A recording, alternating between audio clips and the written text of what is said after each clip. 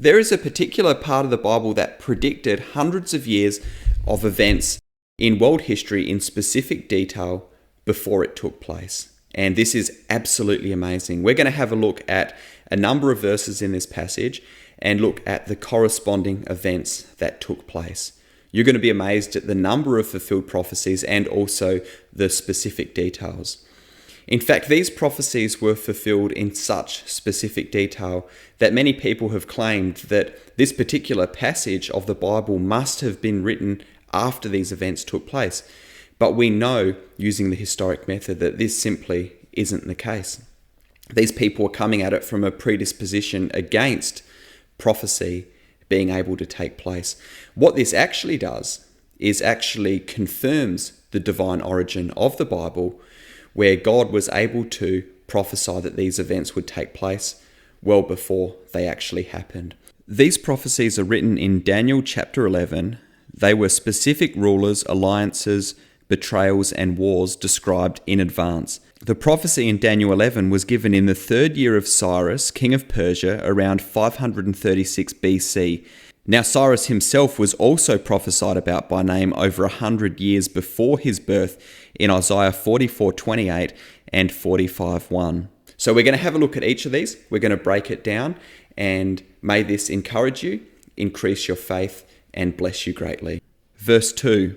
3 more kings shall arise in Persia, and the 4th shall be far richer, and shall stir up all against the kingdom of Greece.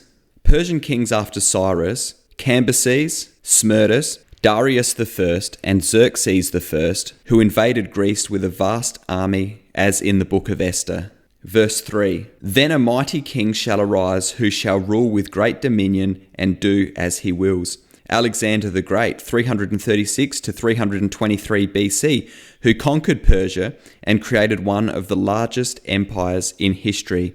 He conquered the known worlds. Verse 4. And as soon as he has arisen, his kingdom shall be broken and divided towards the 4 winds, not to his offspring. Alexander died suddenly at 32. His empire was divided among 4 generals, not his sons: Cassander, Lysimachus, Seleucus, and Ptolemy. Verse 5. Then the king of the south shall be strong, but one of his princes shall gain ascendancy. Ptolemy I of Egypt was strong, but Seleucus I, a general under Ptolemy, gained more territory and founded the Seleucid Empire, Syria. Verse 6. After some years they shall make an alliance, and the daughter of the king of the south shall come to the king of the north. It also says, but she shall not retain the strength of her arm, and he and his arm shall not endure. In 250 BC, Berenice, daughter of Ptolemy II, married Antiochus II, a rival king.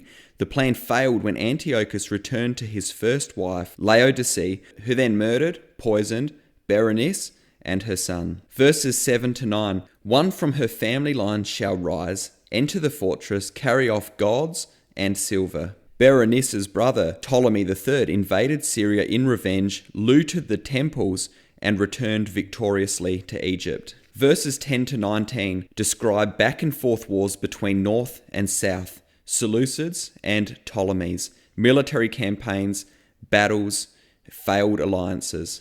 These verses describe 150 years of war and shifting power. Major battles like Raphia, 217 BC, and Panium, 200 BC, are reflected here. Some other prophecies in these verses are that the Seleucids team up with Israel against Ptolemy. In the Battle of Panium, Egypt was soundly defeated. Ptolemy was given Cleopatra in marriage. She sides with her dad's rivals and helps to overthrow him.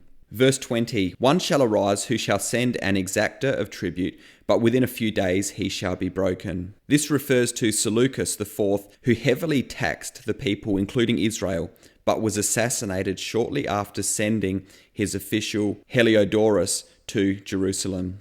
Verse 21, a contemptible person will arise, he shall come in peaceably and seize the kingdom by intrigue or by flattery. Antiochus IV Epiphanes, 175 to 164 BC, was not the rightful heir but took power through bribery and manipulation. Verse 22, armies shall be utterly swept away, including the prince of the covenant.